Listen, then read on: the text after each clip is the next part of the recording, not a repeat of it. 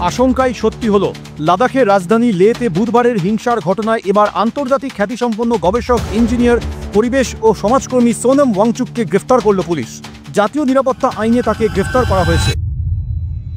জয় হিন্দ, জয় Bharat dear viewers. আচ্ছা বলুন তো, এই যে সোনম ওয়াংচুক, এনাকে আপনি চেনেন? আচ্ছা মনে করাই, আমির খান অভিনীত সেই বিখ্যাত সিনেমা থ্রি ইডিয়টটা যার জীবনের উপরে তৈরি করা হয়েছিল, আবার এই কিছুদিন আগে লাদাখে পরিবেশের ভারসাম্য নষ্ট হয়ে যাওয়ার কারণ দেখিয়ে রোড, ব্রিজ এবং ইনফ্রাস্ট্রাকচার এবং মিলিটারি বেস তৈরিতে বাধা দিতে যিনি অনশনে বসেছিলেন, ইনি হলেন তিনি। আশা করি এতক্ষণে নিশ্চয়ই আপনারা চিনতে পেরেছেন। আমি সেই সোনম ওয়াংচুকের কথা বলছি, যাকে বামপন্থী ইকোসিস্টেমের লোকেরা বিখ্যাত পরিবেশবিদ বলে, আর মোদি ভক্তরা যাকে চাইনিজ এজেন্ট বলে। সেই তিনি সম্প্রতিকালে পাকিস্তানে গিয়েছিলেন। সেখানে তিনি ডন পত্রিকা দ্বারা আয়োজিত পাকিস্তানের গোয়েন্দা সংস্থা ISI এর স্পন্সর করা একটা সেমিনারে অংশগ্রহণ করেছেন এবং জলবায়ু পরিবর্তন নিয়ে বক্তব্য রেখেছেন। Hi friends, I'm here in Islamabad attending the Climate Change Conference Brief Pakistan organized by Dawn Media in Pakistan. আর এই ঘটনা ঘটতেই সোনম ওয়াংচুককে নিয়ে বিতর্ক কিন্তু নতুন করে শুরু হয়ে গেছে। নেটিজনরা প্রশ্ন তুলছেন যে পাকিস্তান পরিবেশের নিয়ে কখনো ভাবে না, হঠাৎ সেখানে পরিবেশ সংক্রান্ত বক্তব্য দিতে যাওয়াটা কি খুব জরুরি ছিল? এমনিতেই তিনি লাদাখে চীনের স্বার্থে কাজ করেন বলে সন্দেহের অবকাশ রয়েছে। তাহলে এখন কি তিনি পাকিস্তানের ISI এর সঙ্গে সম্পর্ক রেখে চলতে চাইছেন? এই বিতর্কটা কিন্তু দেশ জুড়ে উঠছে। আর তাই একজন রেসপন্সিবল শিক্ষক হিসেবে আমার দায়িত্ব যে সোনম ওয়াংচুকের সাম্প্রতিকালের কাজকর্ম নিয়ে একটু চুলচেরা বিশ্লেষণ করা, যাতে উপলব্ধি করা যায় যে তিনি সত্যি চাইনিজ এজেন্ট নাকি সত্যিকারের অর্থেই একজন পরিবেশবিদ। তো চলুন শুরু থেকে শুরু করি। এখন প্রথমেই আমাদের জানতে হবে যে কবে এবং কিভাবে সোনম ওয়াংচুক আমাদের নজরে আসেন। হয়তো মনে করতে পারবেন যে 25শে ডিসেম্বর 2009-এ আমির খান অভিনীত একটা সিনেমা, বিখ্যাত সিনেমা যার নাম থ্রি ইডিয়ট, সেটা মুক্তি পেয়েছিল। আর সিনেমাটা হিট হতেই সংবাদ মাধ্যমের থ্রুতে আমরা জানতে পারি যে এই থ্রি ইডিয়ট সিনেমায় আমির খান অভিনীত প্রধান চরিত্র ফুংসুক ওয়াংরু, এই চরিত্রটা নাকি সোনম ওয়াংচুকের জীবন থেকে অনুপ্রাণিত। Sonam Wangchuk, a scientist, educator, and the man who inspired the character of Funsuk Wangru in the Bollywood blockbuster Three Idiots. যদিও সিনেমার গল্পটা পুরোপুরি ভাবে তার জীবনকে অনুসরণ করে নয়, তবে তখন থেকে কিন্তু মূলত আমরা জানতে পারি যে সোনম ওয়াংচুক হলেন লাদাখে বসবাসকারী একজন শিক্ষক এবং পরিবেশবিদ, যিনি লাদাখে জলের সমস্যা মোকাবেলা করবার জন্য আইস স্তূপা নামে কৃত্রিম হিমবাহ তৈরির পদ্ধতি আবিষ্কার করেছেন, যে আইস স্তূপার মাধ্যমে শীতকালে বরফ জমিয়ে গ্রীষ্মকালে গলিয়ে কৃষির জন্য জল সরবরাহ করা যায়। যাই হোক, মূলত এই থ্রি ইডিয়ট সিনেমার হাত ধরেই কিন্তু লাদাখের সোনম ওয়াংচুক সারা ভারতের কাছে প্রথমবারের জন্য পরিচিতি লাভ করে। তবে এখানে একটা ইনফরমেশন না দিলেই নয়, আমরা জানি যে চীনে সাধারণত কোনো ভারতীয় সিনেমা চলে না, কিন্তু কোনো এক অজ্ঞাত কারণে এই থ্রি ইডিয়ট সিনেমাটা চীনা ভাষায় অনুদিত হয় এবং চীনের প্রচুর সংখ্যক সিনেমা হলে কিন্তু একসঙ্গে রিলিজ করে এবং প্রচুর টাকার ব্যবসা করে। যদিও নিন্দুকেরা বলে যে এই সিনেমাটা নাকি আসলে চীনের দ্বারা ফান্ডেড ছিল, কারণ চীন সোনম ওয়াংচুককে আগামী দিনের প্রজেক্ট হিসেবে গোটা ভারতে জনপ্রিয় করতে চেয়েছিল। অবশ্য এর পেছনে কারণও কিন্তু যথেষ্টই রয়েছে, কারণ সোনম ওয়াংচুকের ওপরে মানুষের সন্দেহ তখনই দানা বাঁধতে শুরু করে যখন পরবর্তীকালে ভারত সরকারের পক্ষ থেকে লাদাখে মিলিটারি বেস, উন্নত ইনফ্রাস্ট্রাকচার, হাইওয়ে এবং ব্রিজ তৈরির সব প্রজেক্টকে পরিবেশের দোহাই দিয়ে একের পর এক এই সোনম ওয়াংচুক বাধা দিতে শুরু করেন এবং তার প্রতিটা আন্দোলনের পরপরই ধ্রুব রাঠি নামক একজন বিখ্যাত ইউটিউবার তার সমর্থনে ভিডিও বানাতে শুরু করেন। মূলত তখন থেকেই সবার মনে সন্দেহ দানা বাঁধতে শুরু করে যে সোনম ওয়াংচুক সত্যি সত্যি লাদাখের পরিবেশকে বাঁচাতে চায় নাকি লাদাখে চীনের স্বার্থকে, চীনের ইন্টারেস্টটাকে বাঁচাতে চায়। তখন থেকেই মানুষ ভাবতে শুরু করে যে সোনম ওয়াংচুক লাদাখে চীনের এজেন্ট হিসেবে কাজ করছে না তো। অভিযোগটা কিন্তু রীতিমতো সিরিয়াস, তাই বিষয়টাও কিন্তু একটু গভীরে গিয়েই আমাদের বিশ্লেষণ করা উচিত। তবে বিষয়টার গভীরতা বোঝার আগে লাদাখে চীনের স্বার্থটা কি, এটা কিন্তু আমাদের আগে বুঝতে হবে। দেখুন, যদি গ্লোবাল পার্সপেক্টিভ থেকে আমরা ভাবি, তাহলে নিশ্চয়ই এটা আমাদের স্বীকার করতেই হবে যে চীন প্রযুক্তিগতভাবে গ্লোবাল সুপার পাওয়ার হয়ে উঠতে চাইছে। আর আজকের দিনে প্রযুক্তিগতভাবে গ্লোবাল পাওয়ার তখনই হওয়া সম্ভব যখন কোনো একটা দেশ মাইক্রোচিপস উৎপাদনে স্বনির্ভর হয়ে উঠতে পারবে। আর এজন্যই চীন ভারতের কাশ্মীর এবং লাদাখ প্রদেশের কাছাকাছি চীনের জিংচিয়াং প্রদেশের কাশগড় নামক শহরে মাইক্রোচিপস উৎপাদনের জন্য একটা কোম্পানি প্রতিষ্ঠা করেছে, যার নাম GCL পলি এনার্জি হোল্ডিংস। এই কোম্পানিটা চীনের কাছে অত্যন্ত গুরুত্বপূর্ণ, কারণ এই কোম্পানি সিলিকন ওয়েফার এবং পলিসিলিকন তৈরি করে। আর এই GCL পলি এনার্জি হোল্ডিংস এই কোম্পানিটার একটা সাবসিডিয়ারি কোম্পানি বা সহায়ক কোম্পানি রয়েছে, যার নাম MT পলিসিলিকন। এই MT পলিসিলিকন এমন একটা কোম্পানি যারা অত্যন্ত কম খরচে মাইক্রোচিপস উৎপাদন করে গ্লোবালি সেই মাইক্রোচিপসকে সাপ্লাই করে। আশা করি এই অবধি আপনারা বুঝলেন। এবার বিষয়টাকে আরো এক ধাপ এগিয়ে গিয়ে বোঝার চেষ্টা করি চলুন। চীন তার মাইক্রোচিপসের এই সম্পূর্ণ সাপ্লাই চেনটা প্রতিষ্ঠা করেছে জিংজিয়াং প্রদেশে, বিশেষ করে সিলিকন ওয়েফেয়ার উৎপাদনের জন্য কিন্তু। আর জিনজিয়াং প্রদেশটা ভারতের কাশ্মীর এবং লাদাখের কাছাকাছি, এটা কিন্তু আমরা সকলেই জানি। আর সেই কারণে চীন চায় যে ভারত লাদাখ এবং কাশ্মীরে কোনো ধরনের ইনফ্রাস্ট্রাকচার যাতে না তৈরি করতে পারে, বিশেষ করে কোনো রকমের মিলিটারি কার্যকলাপ যেন না করে ভারতবর্ষ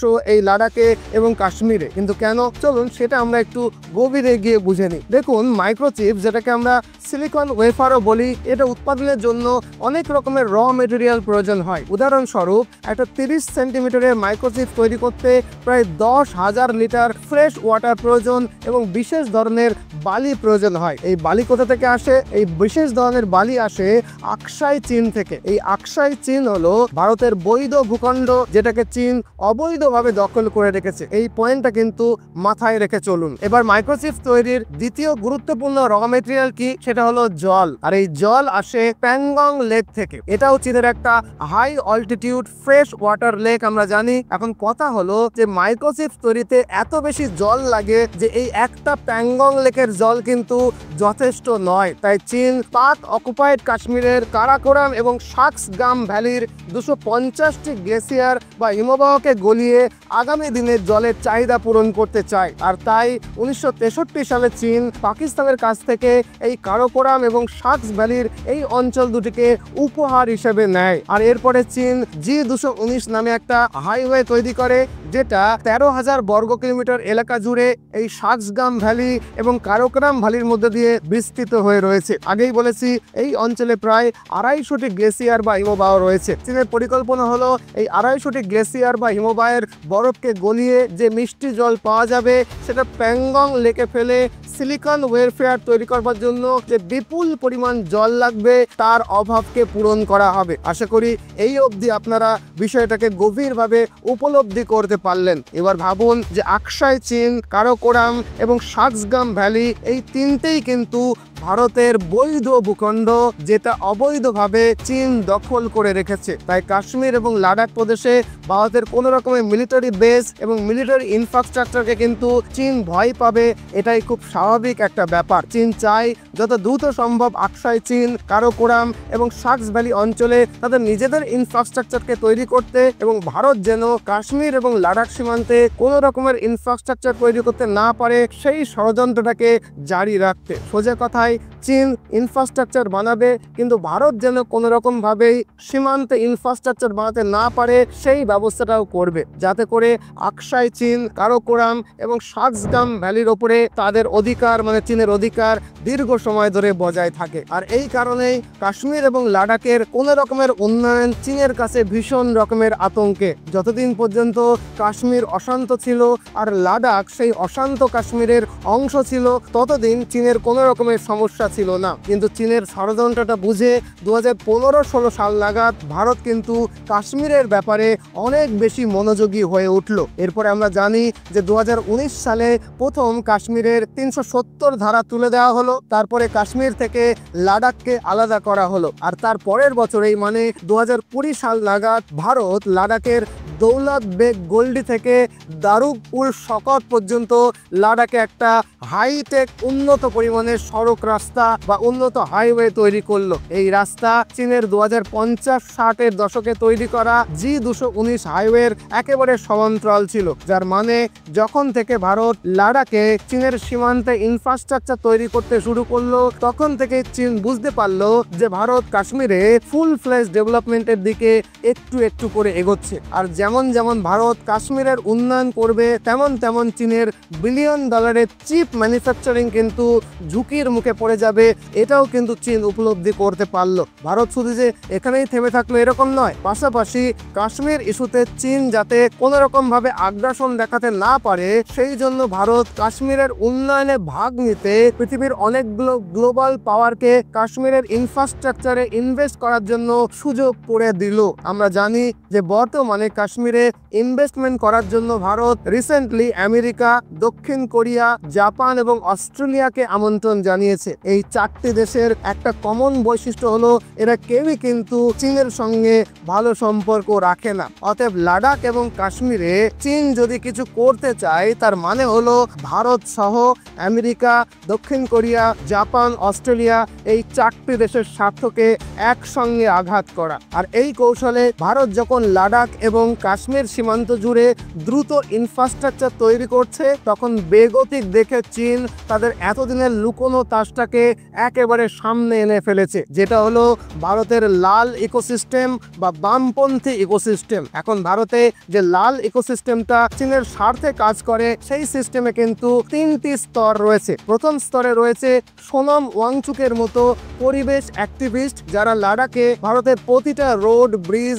এবং ইনফ্রাস্ট্রাকচারের জন্য কিভাবে লাদাখের পরিবেশ এবং ইকোসিস্টেম নষ্ট হচ্ছে সেটাকে নিয়ে হল্লা করবে, অনশন করবে আর পরিবেশ রক্ষার নাম করে একের পর এক আন্দোলন করবে। আর দ্বিতীয় স্তরে রয়েছে মিডিয়া এবং সোশ্যাল মিডিয়া ইনফ্লুয়েন্সারের দল, যেমন রাবিশ কুমার, ধ্রুব রাঠি। খেয়াল করলেই দেখবেন যে সোনাম ওয়াংচুক কোনো আন্দোলনের ডাক দিলেই সঙ্গে সঙ্গে এই মিডিয়া ইকোসিস্টেম তার পক্ষে সওয়াল গাইতে শুরু করে, বলতে থাকে যে কিভাবে ভারত লাদাখের পরিবেশটাকে নাকি নষ্ট করে দিচ্ছে। আর তৃতীয় স্তরে রয়েছে বামপন্থী অধ্যাপক এবং আইনবিদদের দল। এদের কাজ সুপ্রিম কোর্টে পরিবেশ সংক্রান্ত মামলা করে লাদাখ এবং কাশ্মীরের ইনফ্রাস্ট্রাকচার তৈরির কাজকে পিছিয়ে দিয়ে চীনের সুবিধা করে দেওয়া। আর এই 3টে স্তরে বিশিষ্ট এই যে চক্রটা যখন একসঙ্গে কাজ করে তখন যে কোনো উপায় হোক না কেন কাশ্মীর এবং লাদাখে ভারতের ইনফ্রাস্ট্রাকচারের গতিকে কমিয়ে চীনের সুবিধা পাইয়ে দেওয়াটাই তাদের একমাত্র লক্ষ্য হয়ে থাকে।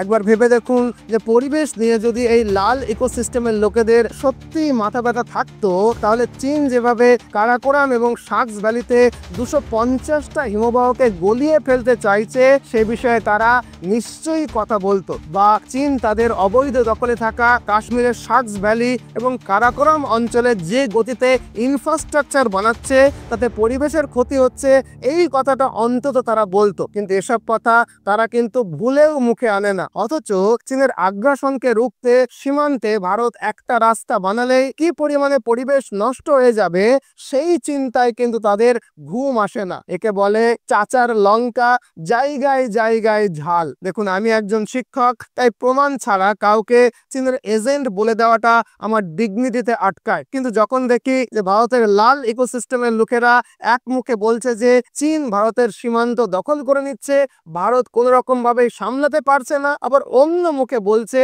যে ভারত রাস্তা বানিয়ে লাদাখ এবং কাশ্মীরের পরিবেশকে নষ্ট করে ফেলছে, তখন ভীষণ রাগ হয়। বুঝলেন, রাগ হওয়াটাই স্বাভাবিক, কারণ আমার বুকের দিকে শুধু হৃৎপিণ্ড নয় ভারত মাতাও কিন্তু বাস করে। আর তাই যতদিন বেঁচে থাকবো ভারতের পক্ষে কথা বলবো, নির্ভীকভাবে কথা বলবো। যারা চায় সীমান্ত জুড়ে চীন ইনফ্রাস্ট্রাকচার তৈরি করুক কিন্তু ভারত যেন না করে, সামান্য টাকা পয়সার কাছে যারা ভারতের অখণ্ডতা, ভারতের নিরাপত্তাকে বিকিয়ে দিতে পারে, সেই লাল ইকোসিস্টেমের লোকগুলোকে আমি ঘৃণা করি। I hate that red ecosystem. আশা করি লাদাখে চীনের স্বার্থে ভারতের লাল ইকোসিস্টেমের লোকজনেরা কি রকমের ষড়যন্ত্র করছে আপনাদেরকে বুঝিয়ে বলতে পারলাম। বাকিটা আপনাদের ওপরেই ছেড়ে দিচ্ছি। কমেন্ট বক্সে নির্ভীকভাবে কমেন্ট করে বলবেন যে এই বিষয়ে আপনাদের মতামত কি। আর যাতে এই ভিডিওটা আরো অনেকের কাছে পৌঁছয় সেই জন্য দায়িত্ব নিয়ে এই ভিডিওটাকে লাইক করবেন এবং হোয়াটসঅ্যাপে শেয়ার করতে ভুলবেন না। নতুন ভিডিও নিয়ে আবার দেখা হবে, ততদিনে ভালো থাকবেন, সর্বদা ভারতের পক্ষে থাকবেন। জয় হিন্দ, জয় ভারত।